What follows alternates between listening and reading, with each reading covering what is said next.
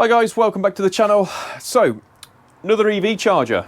So this is actually on a house that we, as Greenhawk, actually built. So what we're going to be installing here is a zappy single phase 7 kilowatt charger, which is tethered. So as we did all the build on this house, we did say to the client that at some stage you're going to be having an EV, and he said, no, I'm not. No, I'm not. And here we are, installing it. So I was right, and I did say at some stage we will all be having EVs. So that being said, I better show you what we're actually going to be doing. If you're new to the channel and you haven't yet subscribed, make sure you hit the link in the corner. That would be fantastic if you don't mind. And yeah, let's go through the job. So here we have the board. So this is the garage in here, and obviously this is almost like the plant room as such. So we've already got the board in mounted, and if you look on here, we've already got a 32 amp breaker, which is ready to go for that EV, because it's, like I say, we did know this was coming. So that's going to be going into the board. We've also got a, I think it's an 80 amp supply, which we'll double check in a second. So we've got the zappy charger that's going in. It's tethered. We've gone for a black because I think it actually looks nicer than in white. We've got the Ultra EV cable. So if you don't know what that is, you guys. So inside there, we've got 3 cores of 6mm multi-strand, and that one there is actually a data cable. So we can pick up and extend the CT if needed. So let's go and have a little look at the actual site location, where we're going to put it. Okay, so we have got our meter cupboard, which is here. We've also got to be checking what supply we have got, which we've got an 80 amp, and this is a TNCS system. So it's an 80 amp install, which should be plenty for this installation. Now, you might find that the D&O, which we have to notify anyway, they might want to upgrade to 100 amp, but I doubt it, 'cause 80 should be more than sufficient. So our board location is sort of roughly here. So that's where it is on the inside of the house. And we're going to be mounting the new EV charger roughly here to the side of the house. Okay. So what we're going to do, we're going to run our Ultra EV cable down and along this bottom course all the way and then back into the building. That is the plan, and that is what we're going to do. But there's first few things that I need to do to make sure that I'm all set up, is I need to get the zappy out of the box, mount on our little cable guide for the back, because funnily enough, I forgot to do that in the last one. I had to take it back off. It was very annoying. So yeah, so let's get that out of the box. So let's have a little look about what you actually get inside the box when you unpackage it. So what you get is clearly a EV charger, which is lovely. You also get your black trim that comes with it, and you get your CT clamp, which is, I'll explain what that is in a moment. You get a little packet, which is with all the fixings and various little bits and bobs. A template for fixing it to the wall. Your tethered lead, I can't remember the actual length of this one, I think it's a 7.5, I believe, something like that. And like I say, the trim that needs to go on the back of here, which mounts onto this bit here, and also your installation details. So let's get that mounted, get that fixed on before I forget, like an idiot, because that would be very annoying. So let's do that. Okay, I think it's worth pointing out a couple of little bits. So with the zappy, their warranty is very good, also is very strict. So if you don't comply to everything that they want you to do, you're literally going to have no say in it if there's something goes wrong. So one of the things that they say is you've got these fixings that it comes with, and it's got like a little rubber washer that's on there, have to be used. You can't use anything else. That's not an option. Now they used to supply you with these bungs as well that you'd put in after on the holes that you don't use, but I've just noticed on these ones that they actually already come pre-fitted on this one. So for example, like there and there, so these were all fitted into these locations, and obviously we've took those out. So what we've got going on inside is, as you can clearly see, this is my tethered lead that comes in. We've got our CT connections, so CT 1, 2 and 3 on here. Also, this is actually where our supplies go. So they're actually like a maintenance-free ones, but we want to make sure that we actually use, well, you've got to use ferrules, okay? So I'll show you how to do those again. So on an ideal world, we would like to be drilling straight through the inside of the actual zappy and running all the cable on the inside, but because the plumbers put all the tank and everything there, that's just not an option anymore, so we can't do that, so that's not going to happen. So what we're going to do, we're going to run our Ultra EV through this stuffing gland that we're going to fit here, bring that down, and then we're going to go just tuck it probably close to the bottom of this line here, and then bring that back in at the bottom end over there. That's what we're going to do. So that is our plan. I just wanted to show you those bits because it's quite easy to sort of overlook those and just go, oh, I'll just fit it, you know, with my own fixings and stuff. But you can't. I was on the phone to Zappy recently. I did another course with those guys, and yeah, they are very strict with it. So make sure you take note of that. So what we're going to do is I'm going to set you up on time lapse over there. We'll get that cable put in, and then we'll get onto the connections and things like that. So, but first of all, I've got to find some of the bits inside there, and that's, believe it or not, is actually tidy compared to what it was yesterday. So.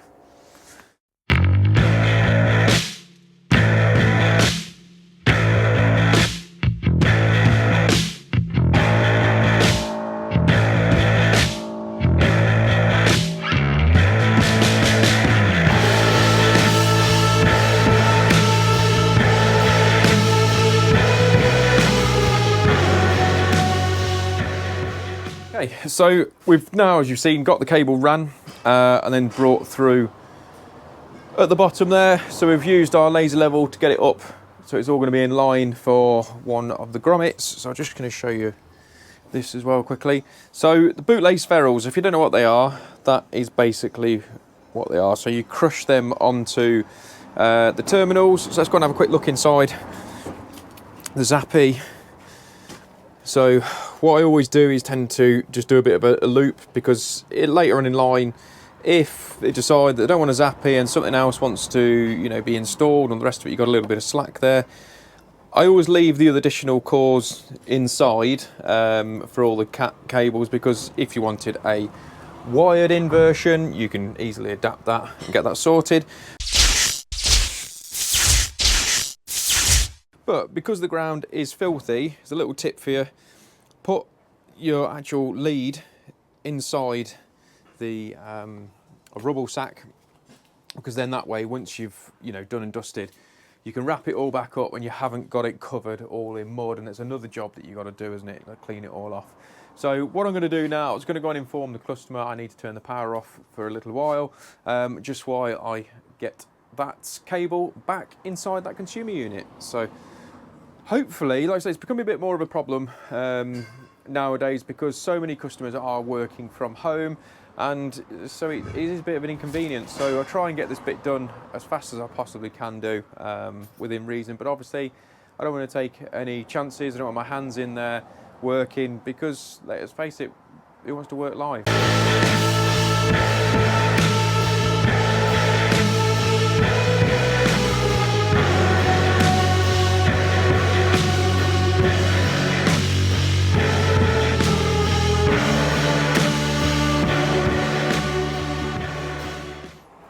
Okay, so I've now wired that back up, and that was a little bit of a challenge, to be fair, to get that through behind all of the cables and stuff are all tucked away.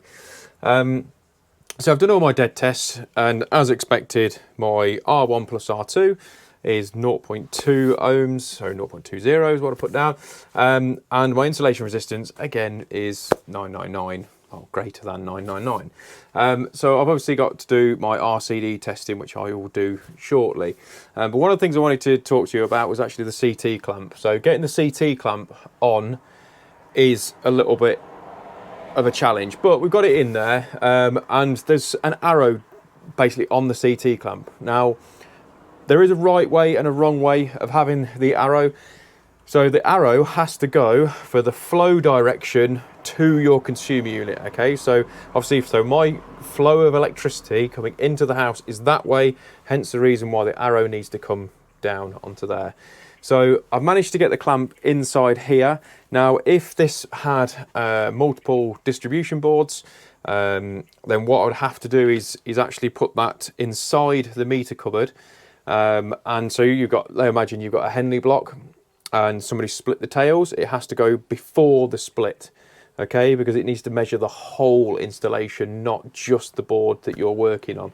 But obviously in here, that's all we've got in here, so that's all we need. So we're just going to go and get the front cover on that zappy, and then we can go and power it all up. So all the testing's all done now. So we've done our RCD testing, we've done our live testing, we are all good to go.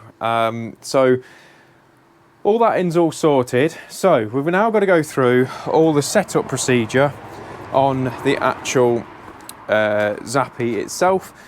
So because we've got a 80 amp incoming supply, which is obviously on this bad boy. Now we can't verify this completely 100% without removing all that, but obviously we're not going to do that. So we have to take it on face value. So it's 80 amp supply, and it's a BS 1361 type 2, or type B, and it's obviously 80 amps. So what we have to do in that sense is actually tell the zappy that that is what we've got. Because if we don't, and let's say you've got a 60 amp supply, it needs to know what you've got for the total maximum allowance on here. So what we have to do is we'll go into our settings, and then we'll go down to other settings, and then into advanced, go through all that, and then you've got supply grid. Okay, so we go supply grid, and then we've got network. Yeah, sorry, I've gone to, so supply grid on here, sorry, I went completely mental then. So the grid limit, okay, so this is where you put in our 80 amps, okay, so that's what we've got. So it's an 80 amp supply, so that's our grid, supply grid, you can see that, is grid limit. So that is what you need to do. And then you press your plus sign, and that locks it in.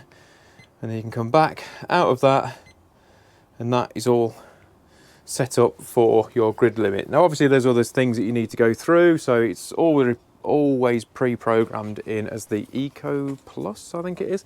So what that means is obviously that it only limits the amount of time when you can actually charge it, but obviously we don't want to do that because we want to charge it for a fast rate, which is what we've changed. So obviously set all your times and dates. You've got to set your Wi-Fi. Now what I really like about the zappy is because it's super easy to link it to the internet, where I found on different manufacturers it actually struggles. So on most of the clients' routers, they have a button on there. I can't remember what it's actually, WPSs. So the idea is that when you're going through your Wi-Fi configuration on your zappy, it will tell you, go and press that on your router. So you go and press that, press the search essentially on the zappy, and it pretty quickly links it in. They're super, super good. Really, really quick with that side of things. So that's one thing I find is a massive bonus over others that I've installed so far. So yeah, so we're pretty much there, done and dusted. So the last procedure for me is we've got the EV car is literally right behind you right now, but my van's in the way. So we could use that, but also what we're going to do is use our EV tester to replicate having the vehicle there plugged in. It's all a little bit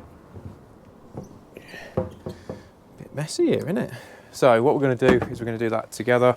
So we're going to replicate having the vehicle. So as you can see, I've set this to fast. Well, you probably can't see from there, but it's set to fast.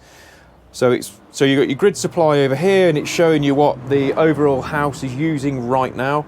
We've also got, so if we had PV on the roof, we had solar or we had batteries, it will also show you on here, and this is obviously our house. So we're saying now I've got an EV disconnected, so which clearly we have. So we're going to plug that in.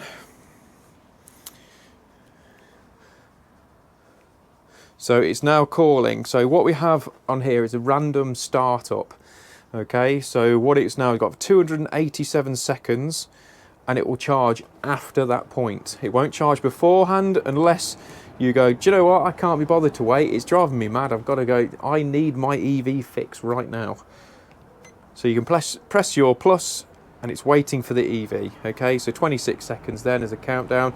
And the reason behind all that is if you had, so let's say in this street you've got, every single person in this street has got an EV charge. They come home at 5 o'clock, it's a bit like, you know, straight in, they're all running, whack their cars on charge before they leave, before they go into the house, sorry, and you imagine the amount of inrush that it will actually cause on having all those cars plugged in at that same time. So now they have a time delay for the startup on the charging. So it's a really cool feature, and I think personally, I think it's actually a requirement now that they all have to have that on all the new installs. So, but yeah, so I'm just going to run through all the cycle of the charging side of things, and then we'll do the handover with the customer, and that'll be it. So 2 seconds, just go through all that.